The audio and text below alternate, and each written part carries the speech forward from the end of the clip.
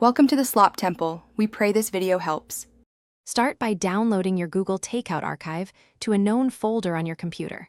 If the file ends with zip or TGZ, note the exact file name and size. Use a reliable archive tool such as 7-Zip, WinRAR, or the Mac OS archive utility. Check that you have at least the file size free on your drive before extracting. If Google provided multiple zip parts, keep them in the same folder before extraction. Right-click the first archive file and choose your archive program to open or extract here. To extract with 7-Zip, right-click the archive and select 7-Zip, then extract here. On Mac OS, double-click the zip file or use archive utility from Finder to unzip. For TGZ files, first run tar xzf file name, TGZ in terminal to create a folder.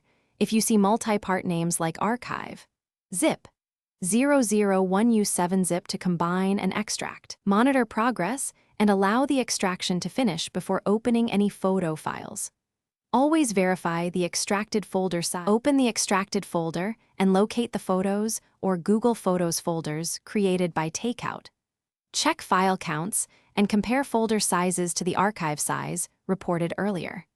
Use an image viewer or your operating system preview to quickly confirm several images.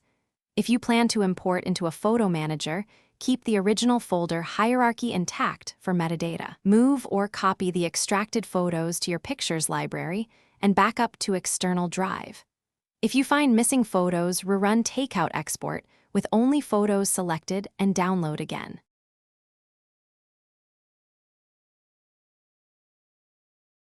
Thanks for watching.